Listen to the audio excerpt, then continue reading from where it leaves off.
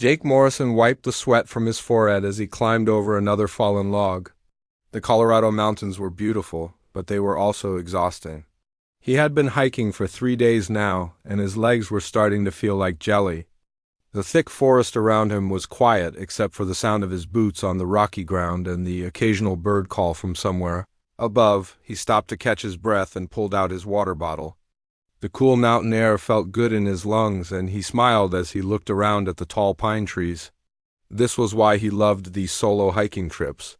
No professors asking about his research project, no roommates playing loud music, no deadlines to worry about. Just him, the mountains, and the peaceful silence. Jake was 24 years old and studying archaeology at the University of Colorado. Most people thought archaeology was boring, but Jake found it exciting. He loved the idea of finding old things that could tell stories about people who lived long ago. That was why he was out here in the wilderness. He was looking for Native American artifacts for his graduate project. As he walked deeper into the forest, Jake noticed something strange. There was a large pine tree that had fallen across the path, probably during a storm, but something was sticking out from underneath it. Jake walked closer and saw what looked like a metal rod or stick poking out from under the heavy trunk.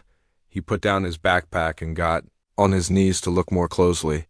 The metal object was about 4 feet long and looked like it might be some kind of old camping tool, maybe a roasting spit that someone had lost years ago. But as Jake looked at it more carefully, he realized it was not like any camping equipment he had ever seen. The metal was a strange color, almost like silver, but darker.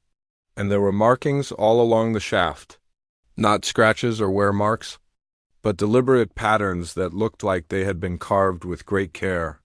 The designs were unlike anything Jake had seen before.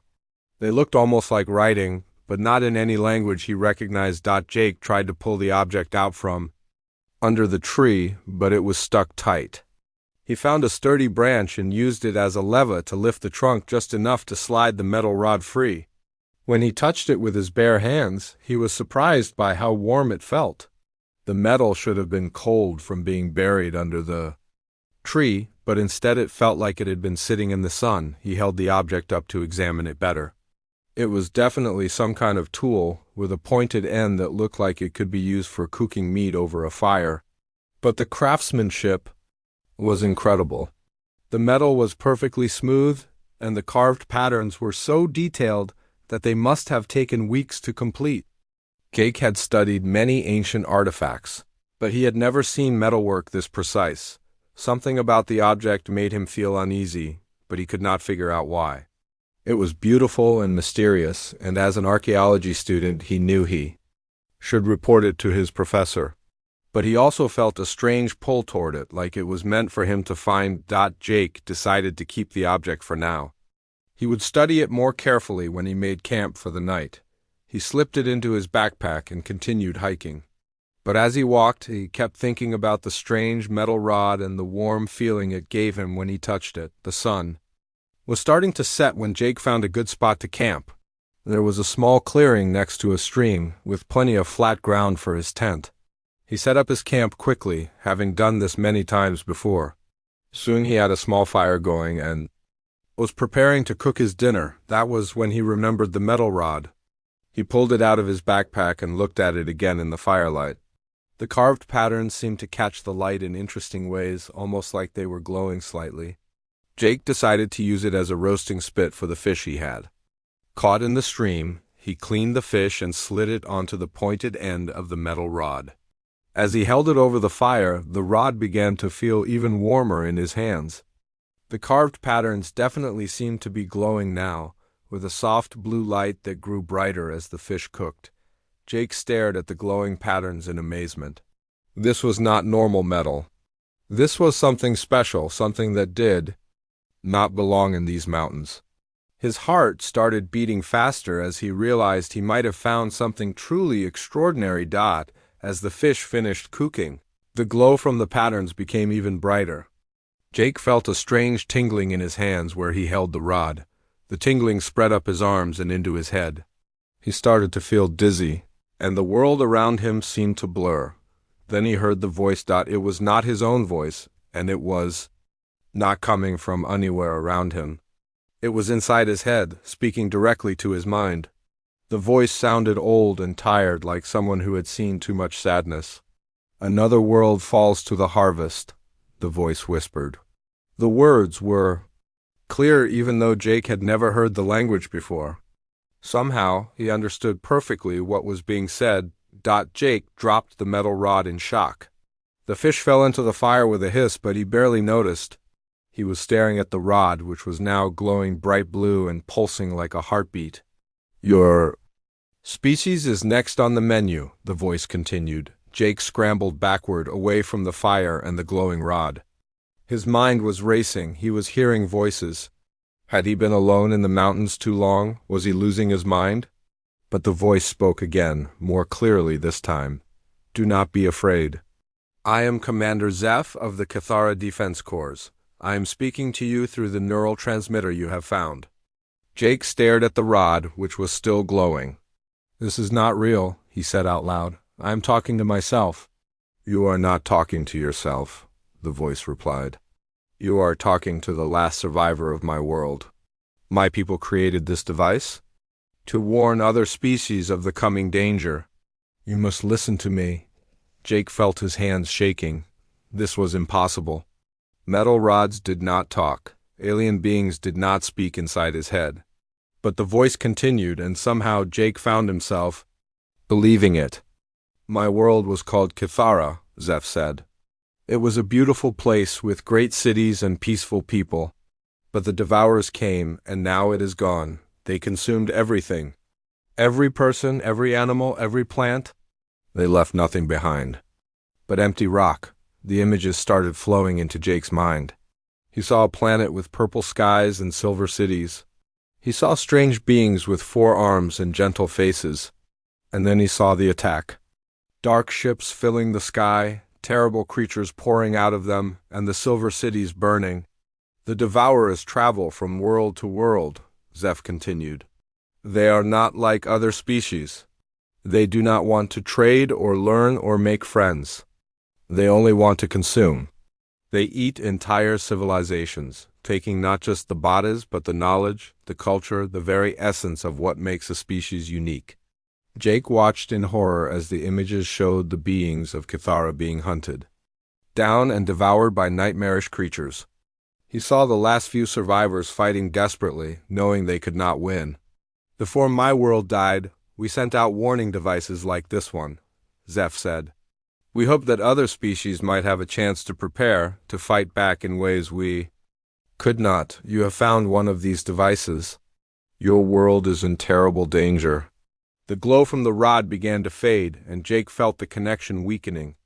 Zeph's voice became fainter. "They have already chosen your world," the alien commander whispered. "The Devourers are coming to Earth. You must warn your people. You must prepare them to fight." Then the voice was gone, and the rod was just a piece of metal again. Jake sat by his dying fire, staring at the object that had changed everything.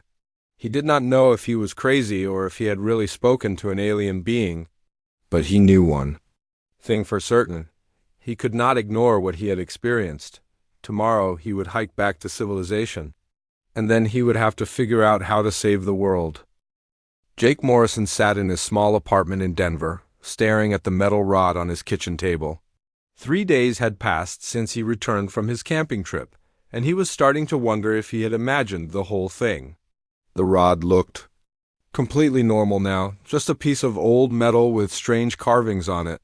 There was no glow, no warmth, and definitely no voice speaking in his head. He had barely slept since coming home.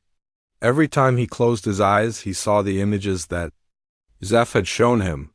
The burning cities, the terrible creatures, the helpless people being devoured.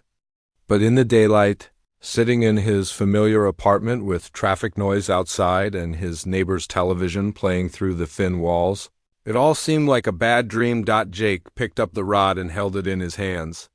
It felt cold and lifeless. He turned it over, examining the carved patterns once more.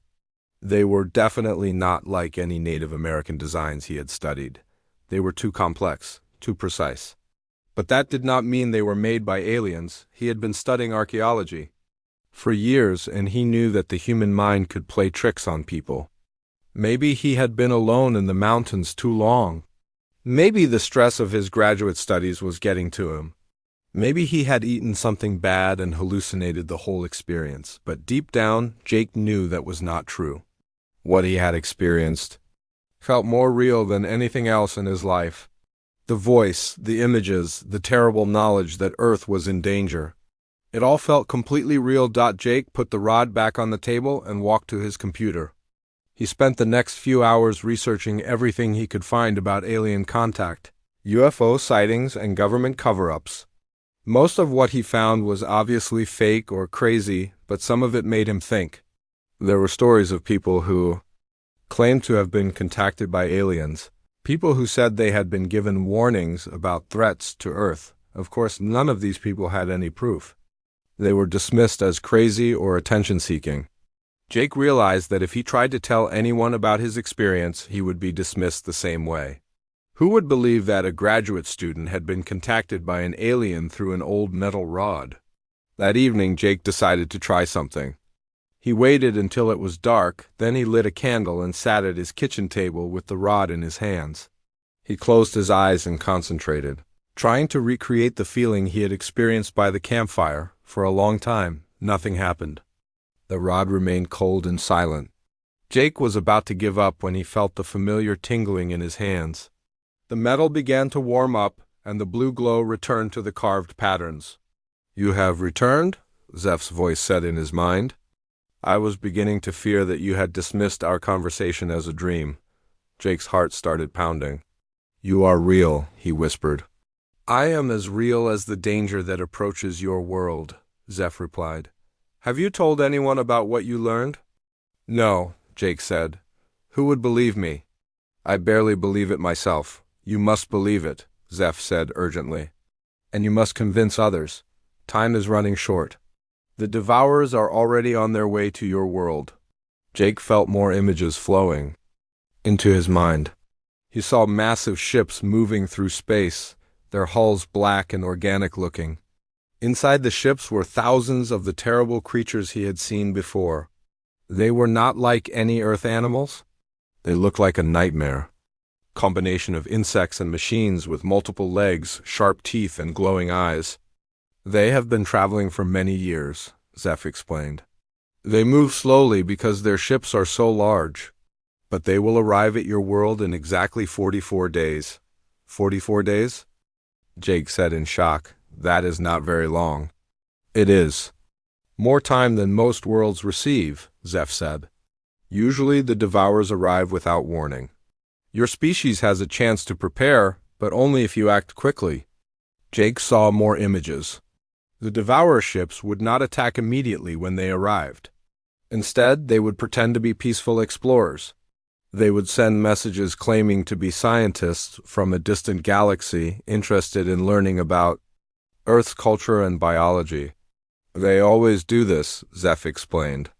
"They present themselves as friendly visitors while they study their prey. They need time to analyze your species, to understand your weaknesses, to plan the most efficient way, to harvest you." "How long do we have after they arrive?" Jake asked. "They will spend approximately 30 days studying your world," Zeph said. "Then they will begin the harvest. First, they will release a biological agent into your atmosphere. This will weaken your people and make them easier to capture. Then they will begin the collection process." Jake felt sick as he watched the images of what the collection process involved. The Devourers would land in major cities around the world. They would set up processing centers where they would bring captured humans. The humans would be kept alive while the Devourers slowly consumed them, taking not just their bodies but their memories, their knowledge, their very essence. "It is not a quick death," Zeph said sadly. "The Devourers feed on the life force of their prey. They keep their victims conscious during the process so they can absorb their thoughts and experiences. It can take days for a person to die." Jake had to put the rod down for a moment. He felt like he was going to be sick. The images were too horrible to think about. "I know it is difficult to hear," Zeph said when Jake picked up the rod again. But you must understand the true nature of the threat. This is not a war between armies. This is extermination. The Devourers do not take prisoners. They do not negotiate. They consume everything. But there must be some way to fight them, Jake said. You said your people tried to fight back. We did try, Zeph said, but we were not prepared. We had never encountered anything like the Devourers before. We thought we could reason with them, find some way to coexist. By the time we realized the truth, it was too late. Jake saw images of the final battle for Cathara. The planet's defenders had fought bravely, but they were overwhelmed. Their weapons were not effective against the Devourers' organic technology. Their ships were destroyed, their cities burned, their people consumed. However, Zeph continued, your species may have advantages that we did not. The Devourers have consumed 17 worlds in this galaxy. Each time they have encountered species that think and act in predictable ways. But from what I have learned about humans through your mind, your species is different. Different how? Jake asked. You are chaotic, Zeph said, and Jake could hear something like amusement in the alien's voice. You do not think in logical patterns. You are unpredictable, stubborn, and often irrational. These traits have caused problems for your species, but they may also be your salvation. Jake felt a spark of hope. So we might be able to fight them? Perhaps, Zeph said, but first you must warn your people. And you must convince them to prepare. The Devourer's greatest advantage is surprise. If your species knows they are coming, if you can prepare defenses, you may have a chance. But how can I warn anyone? Jake asked. I am just a graduate student. Nobody will listen to me. You must find a way, Zeph said. Start with someone. You trust someone who has influence. Show them this device. Let them speak with me. Once they understand the threat, they can help you warn others. Jake thought about the people he knew. His professors, his classmates, his family. Who would be most likely to believe him? Who would have the courage to act on such an incredible story? Then he remembered Dr. Lisa Grant, his thesis advisor. She was a respected scientist who had always been open to new ideas. If anyone would listen to him, it would be her. I will try, Jake said. But what if they think I am crazy? Then your species will die, Zeph said simply. I have done everything I can. The rest depends on you. The connection began to fade, and Jake felt Zeph's presence withdrawing from his mind. Remember, the alien commander said as his voice grew fainter, 44 days. That is all the time you have. The rod went dark and Jake was alone again in his apartment. But this time, he did not doubt what he had experienced. He knew what he had to do. Tomorrow, he would go to Dr. Grant. He would show her the rod and hope that she would believe him. Because if she did not, if nobody believed him, then everyone he cared about would die horribly in just over a month. Jake looked out his window at the city lights of Denver. Somewhere out there, millions of people were going about their normal lives, completely unaware that their world was about to end. They were watching television, eating dinner, putting their children to bed, making plans for the future. They had no idea that in 44 days, creatures from another world would arrive to eat them all, but Jake knew. And somehow, he had to find a way to save them. Jake Morrison stood outside Dr. Lisa Grant's office, holding the metal rod in a cloth bag. His hands were shaking slightly as he knocked on the door. This was it. If Dr. Grant did not believe him, he did not know what he would do next. Come in. Dr. Grant called from inside. Jake opened the door and stepped into the familiar office. Dr. Grant was sitting behind her desk, surrounded by stacks of papers and books. She was a woman in her 50s with gray hair and kind eyes behind wire-rimmed glasses. She had been Jake's thesis advisor for 2 years, and he respected her more than any other professor at the university. Jake, she said with a smile, I was wondering when you would come back from your camping trip. Did you find anything interesting for your research? Jake sat down in the chair across from her desk. Dr. Grant, I found something, but it is not what you think. I need to show you something, and I need you to keep an open mind. Dr. Grant looked at him more carefully. She could see that he was nervous and stressed. "What is it, Jake? You look like you have not slept in days." "I have not slept much," Jake admitted. "Dr. Grant, what I'm about to tell you is going to sound crazy, but I need you to trust me and listen to everything before you decide I have lost my mind." Dr. Grant leaned back in her chair. "Okay, Jake, I am listening." Jake took a deep breath and began to tell his story. He explained about finding the metal rod under the fallen tree, about using it to cook his fish, about the voice that spoke in his head. He told her about Commander Zeph and the destroyed world of Kithara. He explained about the Devourers and their plan to harvest Earth. As he spoke, Dr. Grant's expression changed from interest to concern to disbelief. When Jake finished, she was quiet for a long moment. "Jake," she said gently, "I think you need to see someone. The stress of graduate school can be overwhelming, and sometimes people experience hallucinations or delusions. There are counselors who can help you work through this." "I know how it sounds," Jake said, "but I can prove it to you. The rod is not just a piece of metal, it is a communication device. I can show you." Jake unwrapped the rod and placed it on Dr. Grant's desk. It looked completely ordinary in the fluorescent light of the office. "Jake, this is just an old piece of metal with some carvings on it," Dr. Grant said. "It might be an interesting artifact, but it is not an alien communication device." "Touch it," Jake said. "Hold it in your hands and let me show you." Dr. Grant looked skeptical, but she reached out and picked up the rod. Jake placed his hands over hers, and immediately the carved patterns began to glow with blue light. Dr. Grant gasped and tried to pull her hands away, but Jake held them gently in place. "Do not be afraid," Jake said. "Just listen." The tingling sensation spread through both of their hands, and suddenly Zeph's voice was in both of their minds. "Greetings, Dr. Grant," the alien commander said. "I am sorry to meet you under such terrible circumstances." Dr. Grant's eyes went wide with shock. She stared at the glowing rod in her hands, unable to speak. "I know this is difficult to accept," Zeph continued. "Your species has not encountered other intelligent life before.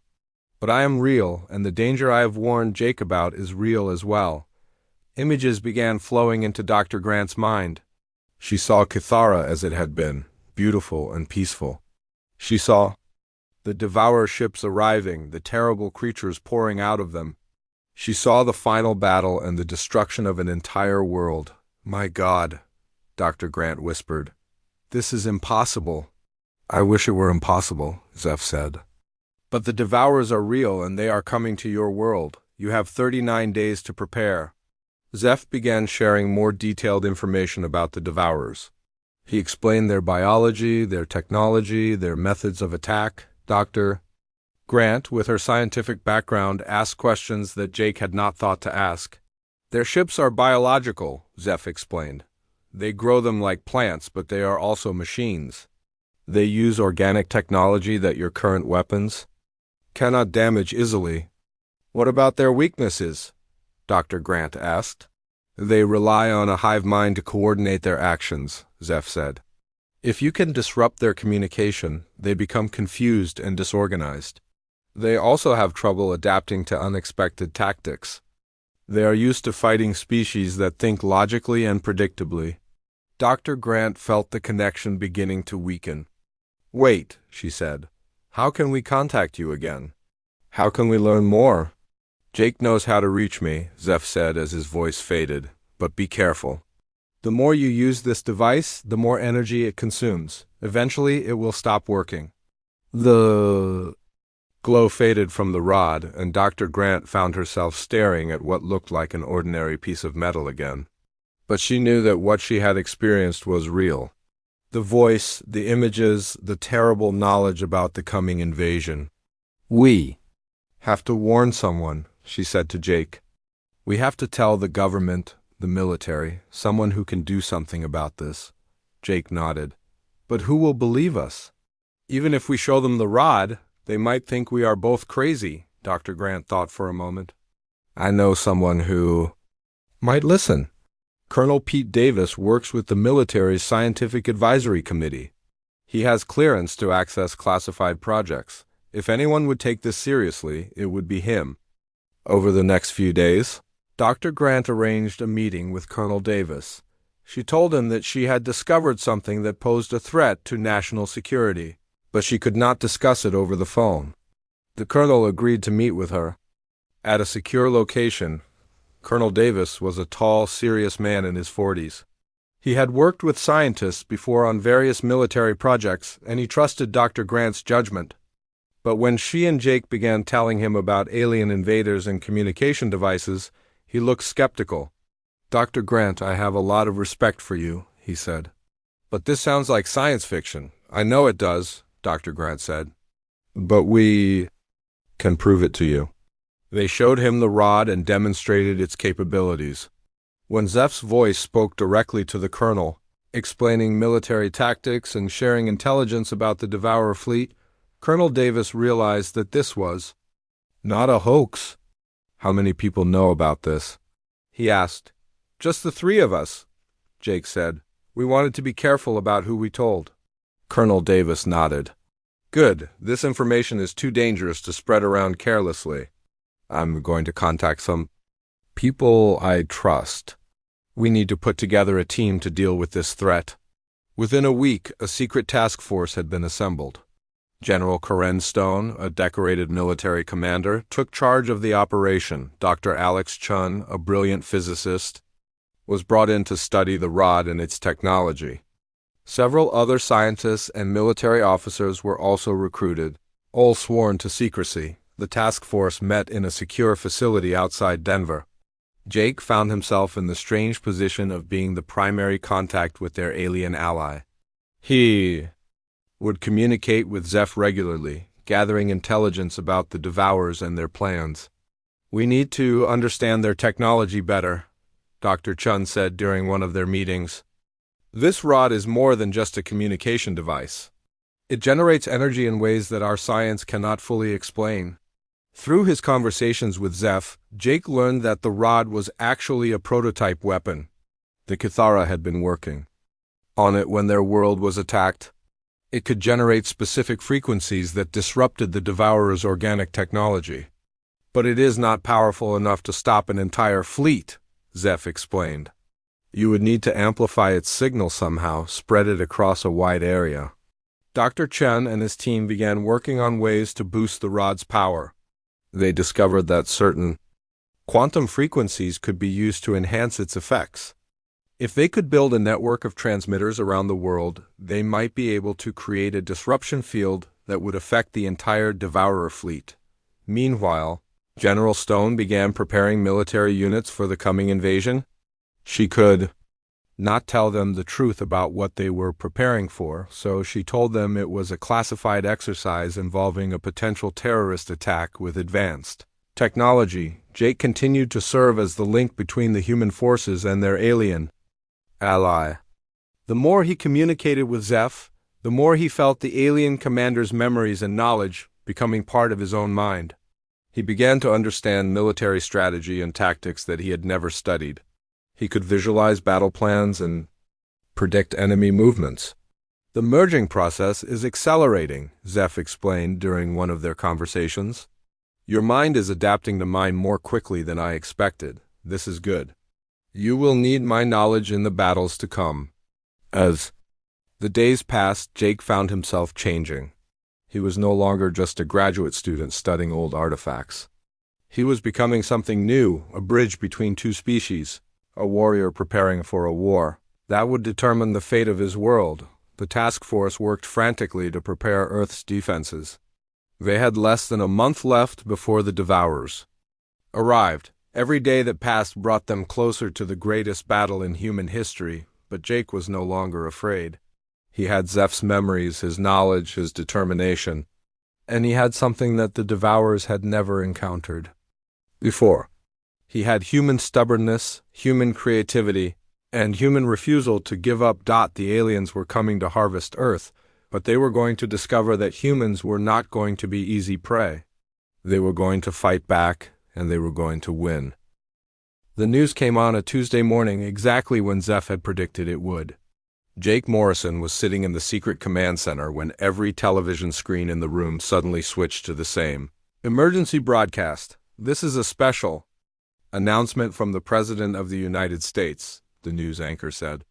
We have received contact from an alien species calling themselves the Galactic Research Collective. They have entered our solar system and are requesting permission to establish peaceful contact with Earth. General Corinne Stone turned to Jake with a grim expression. So it begins, she said quietly. Jake felt his stomach clench as he watched the broadcast. The president appeared on screen, looking excited and hopeful as he announced what he believed was the greatest moment in human history.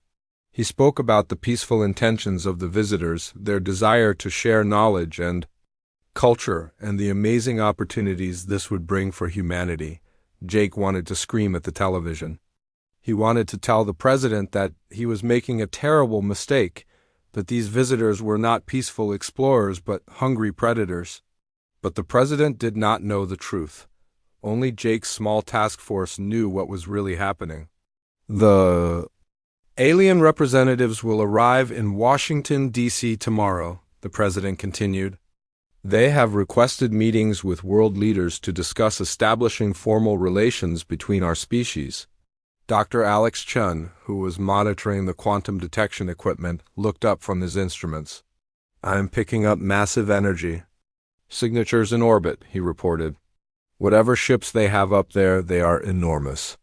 Jake touched the alien rod, which was now permanently connected to a complex array of amplification equipment that Dr. Chun had built. Zeph's voice came through clearly. The harvest ships have arrived, the alien commander said grimly. 3 of them, each capable of processing an entire continent. They are hiding behind smaller scout vessels to avoid detection. How long do we have? General Stone asked. They will maintain their peaceful facade for approximately 30 days, Zeph replied. During this time, they will establish what they call research stations in major cities around your world. These are actually processing centers where they will bring captured humans when the harvest begins. Over the next few days, the world watched in fascination as the alien visitors landed in major cities. They appeared in bulky environmental suits, claiming that their atmosphere was different from Earth's. World leaders welcomed them with open arms, eager to learn from these advanced beings from another galaxy, but Jake and his team knew the truth. The environmental suits were not protecting the aliens from Earth's atmosphere. They were hiding the Devourer's true appearance while they analyzed human biology and behavior. We need to get close to one of their research stations, General Stone said during a strategy meeting. We need to see what they are really doing inside those buildings. The nearest research station had been established in downtown Denver, just a few miles from their secret command center. It looked like a large, temporary laboratory where the aliens claimed they were studying Earth's geology and biology. Hundreds of curious humans visited every day, volunteering to be interviewed about human culture and society. They are collecting data on human behavior patterns, Zeph explained when Jake asked about the interviews. They need to understand how humans think and react so they can predict your responses during the harvest. Jake felt anger building inside him as he watched innocent people walking into the alien facility, completely unaware that they were being studied like livestock. These people thought they were part of a historic first contact with friendly aliens. They had no idea they were helping their own predators prepare to eat them. We cannot wait any longer, Jake said to General Stone. We need to hit that facility and expose what they really are. General Stone nodded. I have been thinking the same thing. But we need to be careful. If we attack too early before we are ready, we might trigger the harvest phase ahead of schedule. Dr. Chen had been working around the clock to complete the quantum disruption network.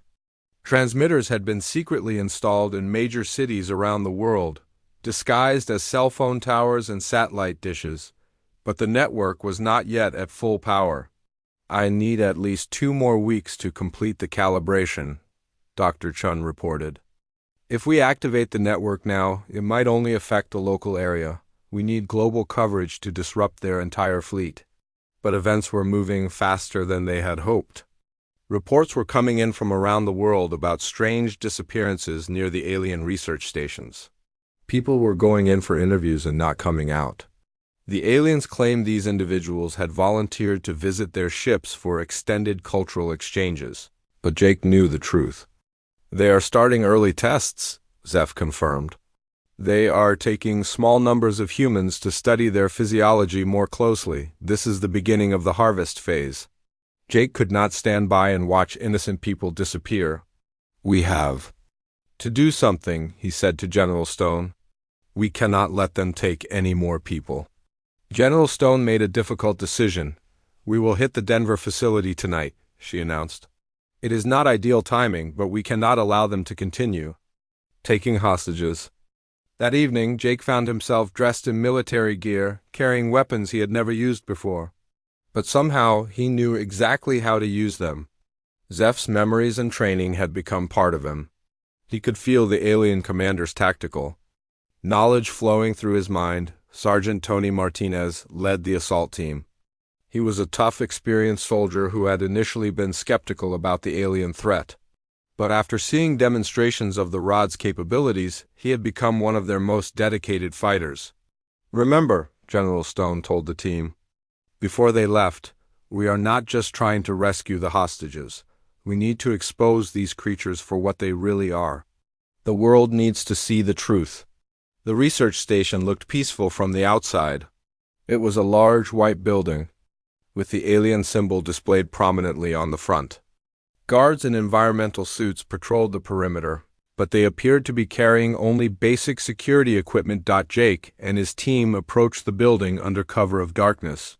Using equipment modified with Zeph's technology, they were able to disable the alien security systems without triggering any alarms. The building has 3 levels, Zeph's voice guided Jake through his earpiece. The real facilities are underground. That is where they will be holding your people. As they entered the building, Jake was struck by how normal everything looked. The main floor appeared to be exactly what it claimed to be, a research laboratory, with computers, scientific equipment, and comfortable interview rooms. But Jake knew this was all for show. They found the entrance to the underground levels hidden behind a wall that looked solid, but was actually a sophisticated hologram. The real alien technology was below ground, and it was nothing like the peaceful research station they showed to the public. The underground facility was a nightmare. Jake saw holding cells filled with unconscious humans connected to strange organic tubes. Alien creatures moved between the cells, their true forms finally revealed without their environmental suits. They looked exactly like the monsters from Zeph's memories, terrifying combinations of insect and machine with multiple arms and glowing eyes. My God, Sergeant Martinez whispered as he saw the aliens for the first time. They really are monsters. The creatures had not expected an attack. They were focused on their analysis of the human subjects and were caught completely off guard when Jake's team burst into the facility with weapons blazing. The modified human weapons, enhanced with Zeph's technology, were effective against the devourer forces. The aliens shrieked and fell as the quantum-enhanced bullets tore through their organic armor. But they fought back with weapons of their own, energy beams that could cut through steel, and acid sprays that dissolved anything. They touched. Jake found himself moving with speed and precision that surprised even him. Zeph's combat experience guided his actions as he fought through the facility, rescuing captured humans and destroying alien equipment. He could feel the alien commander's satisfaction as they struck back against the creatures that had destroyed his world. The alarm has been triggered, Dr. Chen's voice came through their radios. The entire facility is going into lockdown mode. Organic walls began growing across the exits, trying to trap the human raiders inside. But Jake had expected this. Following Zeph's guidance, he led his team to a weak point in the structure where they could blast their way out. As they escaped from the facility with the rescued hostages, Jake felt a mixture of triumph and dread. They had struck the first blow against the devourers, but this also meant that the war had truly begun. Behind them, the alien research station was transforming into its true form. The peaceful facade melted away, revealing a twisted structure of living metal and organic technology. The creatures inside were calling for reinforcements from their ships in orbit. We did it, Sergeant Martinez said as they reached their extraction point. We showed the world what these things really are. Jake nodded, but he knew this was only the beginning. The Devourers would no longer pretend to be peaceful visitors. They would reveal their true nature and begin the harvest in earnest. The sky over Denver turned dark red as massive alien ships descended from orbit. Jake Morrison stood on the roof of the secret command center, watching the nightmare unfold. The Devourers had dropped their peaceful disguise completely. Their true ships were visible now. Enormous organic structures that looked like a cross between a sea creature and a machine. All stations report ready, General Karen Stone said into her radio. Around the world, the secret quantum disruption network was powering up. Hidden transmitters in every major city were preparing to send out the signal that would hopefully save humanity. Jake held the alien rod in his hands one last time. The metal was glowing brighter than ever before, pulsing with energy as it connected to the global network. Zeph's voice came through clearly, but Jake could sense the alien commander was growing weaker. This is our last chance, Zeph said. I have given you everything I can. The rest depends on your species' ability to fight. We will not let your sacrifice be meaningless, Jake promised. Above them, the Devourer ships began releasing a thick, greenish gas into the atmosphere. Jake watched in horror as the gas spread across the city. This was the biological weapon that Zeph had warned them about, designed to weaken humans and make them easier to capture. People in the streets below began collapsing. Not dead, but unconscious and helpless. Jake could see Devourer transport, ships landing throughout the city, and the terrible creatures pouring out to collect the fallen humans. Dr. Chun, are we ready? General Stone demanded. Network is at 90% power, Dr. Chun replied from his position at the main control console. I need 60 more seconds for full synchronization. We do not have 60 seconds, Jake said, pointing at the sky.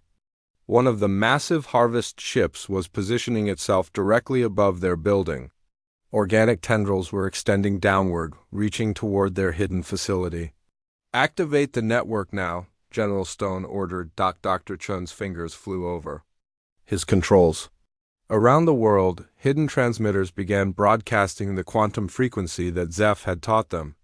The signal spread outward from each transmitter, creating an invisible web of energy that stretched across the entire planet. The effect was immediate. The Devourer creatures that were collecting unconscious humans suddenly stopped moving. They stood frozen in the streets, their glowing eyes flickering with confusion. The organic ships hovering over cities began to drift aimlessly, no longer under coordinated control.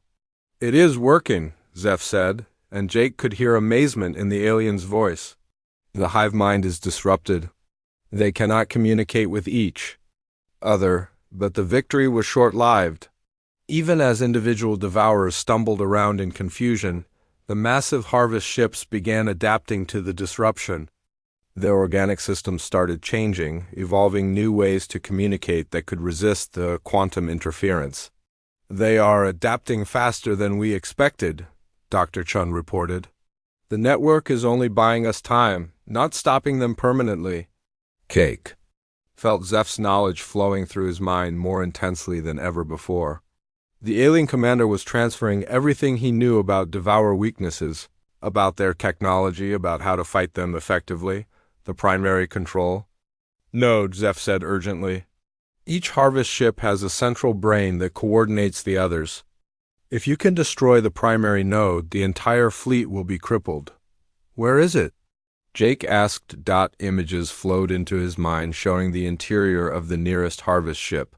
The primary control node was deep inside the vessel, a massive organic computer that looked like a giant brain surrounded by pulsing veins. I have to get inside that ship, Jake said to General Stone. That is suicide, the general replied. How would you even get inside?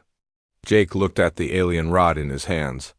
It was glowing so brightly now that it was almost too hot to hold. This device is more than just a communication tool and a disruptor. It is also a key. It can open Devourer technology. Before anyone could stop him, Jake ran toward the edge of the building. The organic tendrils from the harvest ship were still reaching downward, only a few feet away. Jake leaped from the roof, grabbing onto one of the tendrils as it lifted him toward the alien vessel. "Jake, no!" General Stone shouted, but it was too late. The tendril carried Jake up into the belly of the harvest ship. The interior was like being inside a living creature. Walls pulsed with a heartbeat-like rhythm, and strange organic lights provided dim illumination. The air was thick and humid, filled with an awful smell that made Jake want to vomit. He could hear Zeph's voice guiding him through the maze-like corridors of the ship. "Left here, then down the spiral passage. The control node is 3 levels below you." As Jake moved deeper into the ship, he encountered devourer creatures. But they were still affected by the quantum disruption, moving slowly and clumsily. Jake was able to avoid most of them, and when he had to fight, Zeph's combat knowledge made him surprisingly effective. He reached the central chamber and saw the primary control node. It was even more horrifying in person than in Zeph's images. The giant brain-like structure was surrounded by thousands of smaller creatures that looked like they were connected directly to the main organism. These were the individual minds that made up the Devourer Hive consciousness. "You must destroy the neural connections," Zeph instructed. "Use the rod to overload the entire system." Jake approached the control node, but as he got closer, the creature began to react to his presence. Tentacles emerged from the brain structure, reaching toward him with deadly intent. The smaller creatures around the perimeter began to detach themselves, forming a protective barrier around their central mind. Jake raised the alien rod, feeling its energy building to dangerous levels. The quantum frequency generator that Dr. Chen had built was still broadcasting, and the rod was amplifying that signal beyond anything they had tested before. "If I do this, it will destroy the rod completely," Jake said to Zeph. "Yes," the alien commander replied sadly.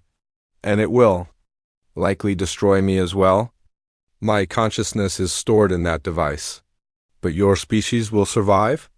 Jake felt tears in his eyes as he realized what this meant. Zeph had become more than just a voice from another world. He had become a friend, a mentor, a part of Jake's own identity. Losing him would be like losing a piece of himself.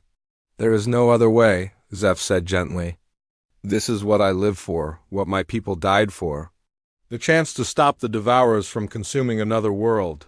Jake nodded and plunged the rod directly into the central brain of the control node. The effect was instantaneous. Energy erupted from the device, spreading through the neural connections and overloading every part of the hive mind. Network. The smaller creatures around the chamber screamed and collapsed. The main brain structure began to convulse and smoke. Throughout the ship, Jake could hear the sounds of systems failing and creatures dying, but the energy feedback was also destroying the rod. Cracks appeared along its surface, and the blue glow began to flicker and fade. Jake felt Zeph's presence becoming weaker and weaker. "Thank you," the alien commander whispered.